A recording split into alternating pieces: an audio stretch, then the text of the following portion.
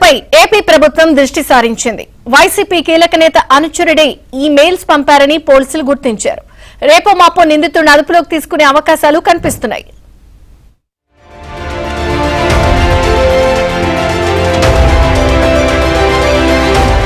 రెండు 2019లో అధికారంలోకి వచ్చిన వైసీపీ ప్రభుత్వం 3 రాజధానుల పాట పాడింది.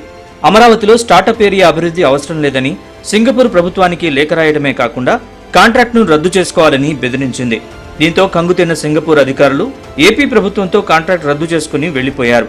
ఇప్పుడు కూటమి అధికారంలోకి రాగానే సింగపూర్తో సంబంధాలను మెరుగుపరుచుకునేందుకు సీఎం చంద్రబాబు ఆధ్వర్యంలో బృందం సింగపూర్లో పర్యటించింది. ఏపీ అభివృద్ధిలో సింగపూర్ భాగస్వామ్యం కొనసాగుతుందని సింగపూర్ ట్రేడ్ అండ్ ఇన్వెస్ట్మెంట్ మంత్రి స్పష్టం చేశారు. ఏపీలో పెట్టుబడులు, కార్యకలాపాల విస్తరణకు సింగపూర్ కంపెనీలు ఆసక్తిగా ఉన్నాయని తెలిపారు. చంద్రబాబుతో భేటీ అయిన వెంటనే సింగపూర్ మంత్రి చేసిన ట్వీట్ ను వైసీపీ నేతలు జీర్ణించుకోలేకపోయారు. వెంటనే ఓ మాజీ మంత్రి అనుచరుడు పేటీఎం బ్యాచ్ రంగంలోకి దిగిపోయింది.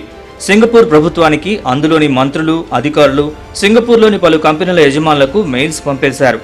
ఏపీలో ఇప్పుడున్న ప్రభుత్వం నిలబడేది కాదని, తొందరపడి ఏపీలో పెట్టుబడులు పెట్టొద్దని పేటీఎం బ్యాచ్ మెయిల్స్ పంపింది. ఈమెయిల్స్ ఇబ్బడి ముబ్బడిగా వెళ్లడంతో సింగపూర్ అధికారులు ఈమెయిల్స్ ని చంద్రబాబు బృందం దృష్టికి తీసుకొచ్చారు.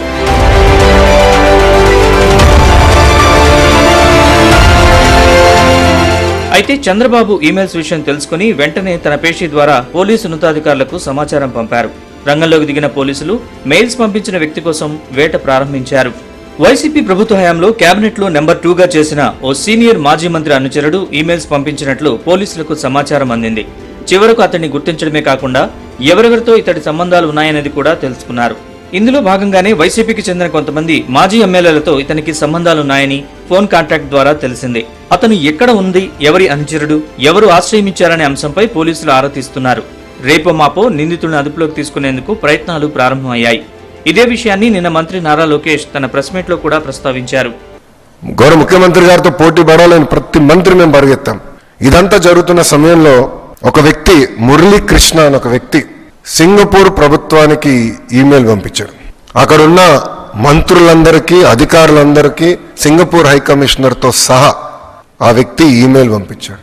ఆంధ్ర రాష్ట్రంలో అన్స్టేబుల్ గవర్నమెంట్ ఉంది, రేపో మాపో ప్రభుత్వం మారిపోతుంది, మీరు ఆంధ్ర రాష్ట్రంతో ఒప్పందాలు చేసుకోవద్దు అని క్లియర్గా అతను చెప్పారు. మేము అందరం ఆశ్చర్యపోయాం. మరి ఇంత కష్టపడుతున్నాం, పెట్టుబడులు తీసుకొద్దామని మేము ప్రయత్నిస్తాం, ఎవర్రబ్బాయి ఈ వ్యక్తి అని మేము చెక్ చేస్తే ఏకంగా ఆ వ్యక్తి Peddireddy Ramachandra Reddy company PLR constructions లో పనిచేస్తున్న వాళ్ళతో అనేక సార్లు మాట్లాడారు. గతంలో బాండ్లు వేలం వేసిన సమయంలో కూడా 200 మంది పారిశ్రామికవేత్తలకు మెయిల్స్ పంపించారు. ఇలా తప్పుడు మెయిల్స్ చేస్తున్న వారిని వదలకూడదని ప్రభుత్వం నిర్ణయించింది.